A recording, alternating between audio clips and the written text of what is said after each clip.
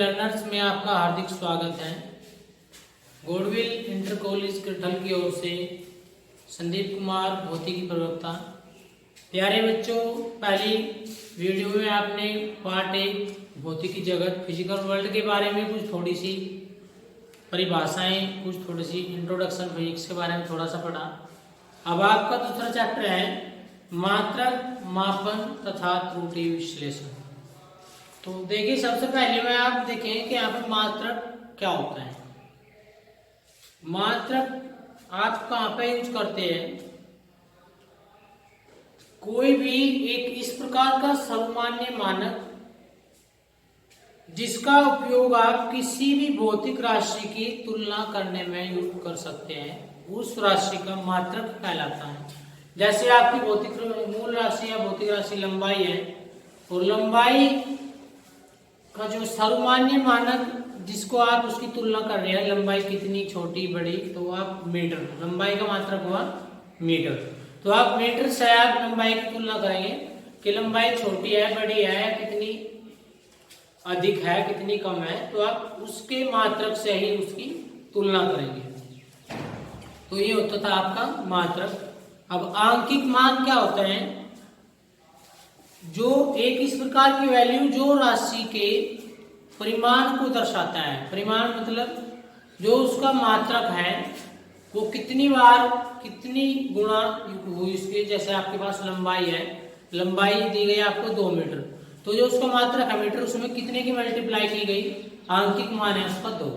तो परिमाणात्मक वैल्यू आपकी कहलाती है यहाँ पे आंकिक मान। अब हम बात करेंगे यहाँ पे कुछ जो मूल राशियां हैं और उनके मात्रक हैं। सबसे पहले हम बात करेंगे मूल राशि। मूल राशि क्या होते हैं? वे भौतिक राशियां जिनको व्यक्त करने के लिए या समझाने के लिए, प्रदर्शित करने के लिए किसी अन्य भौतिक राशि की आवश्यकता नहीं होती है, ये कहलाती है आपकी मूल राशियां। और जो मूल राशि के मात्रक होते हैं वे कहलाते हैं आपके मूल मात्रक। मूल राशियों के मात्रक मूल मात्रक कहलाते हैं।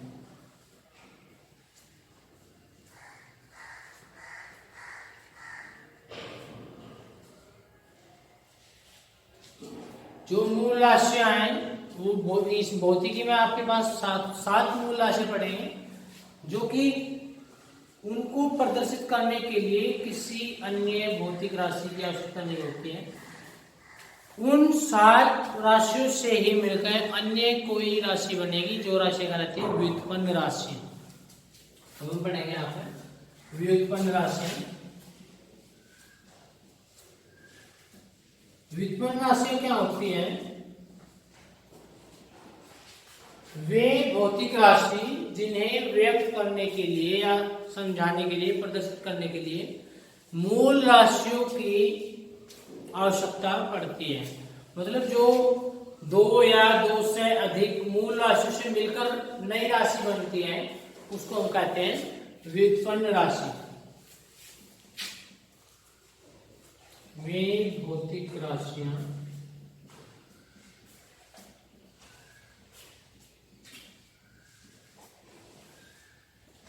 जिनको व्यक्त करने के लिए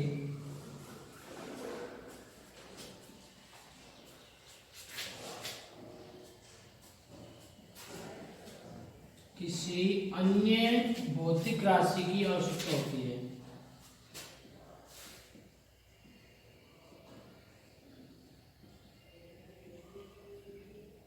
भौतिक राशि की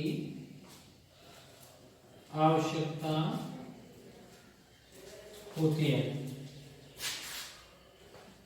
ये राशि कहलाती है आपकी व्युत्पन्न राशि। व्युत्पन्न राशियां कहलाती है। और जो व्युत्पन्न राशियों के मात्रक होते हैं, व्युत्पन्न राशियों के मात्रक कहलाते हैं व्युत्पन्न मात्रक।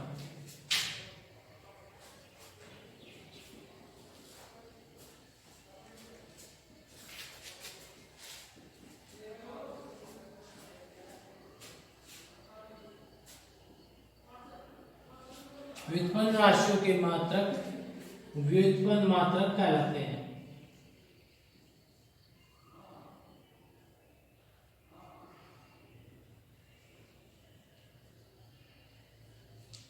तो इस प्रकार से आपने देखा कि मूल राशि क्या थी और व्युत्पन्न राशियां क्या थी। अब मूल राशि हमारे पास जो नॉर्मल है 7 क्या क्या है, लंबाई, द्रव्यमान, समय, ताप, धारा, ज्योति तीव्रता और पदार्थ की मात्रा। ये आपके पास 7 मूल राशियां हैं।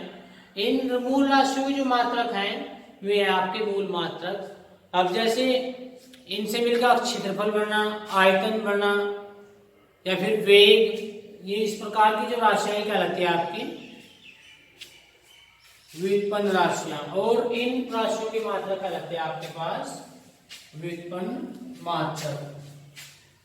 अब इन राशियों को मात्रकों को कुछ पद्धतियों में डिवाइड किया गया, जैसे आपके पास अभी देखेंगे आप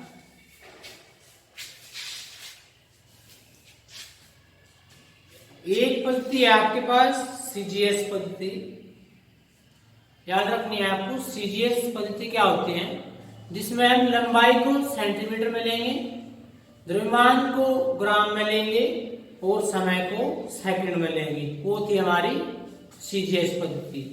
दूसरी पद्धति है हमारे पास एमकेएस पद्धति, जो मैट्रिक सिस्टम कहलाती है हमारी, जिसमें लंबाई को मीटर में लेंगे, द्रव्यमान को किलोग्राम में लेंगे और समय को सेकंड में लेंगे, जो कि हमारी एसआई प्रणाली भी कहलाती है।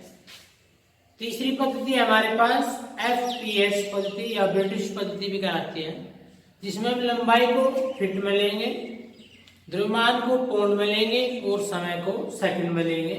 ये थी हमारे पास मात्रकों की 3 पद्धतियां। इनमें सबसे ज्यादा हम जो पद्धति यूज करेंगे एमकेएस पद्धति या फिर कहीं कहीं सीजीएस पद्धति। तो इस प्रकार से आपको मात्रक के बारे में बताया गया, आंकिक मान, मूल राशि, मूल मात्रक, व्युत्पन्न राशि, व्युत्पन्न मात्रक, और जो इनकी 3 पद्धतियों में इनको डिवाइड किया गया, ये तीनों पद्धतियां। तो इनको आप बिल्कुल स्टार्टिंग हुई है अच्छे समझते रहेंगे तो अच्छे समझ में आएगा, लेकिन अगर नहीं समझेंगे तो फिर आगे धीरे धीरे आपको छोटी छोटी प्रॉब्लम से बड़ी हो जाएगी और आपको दिक्कतें महसूस होंगी।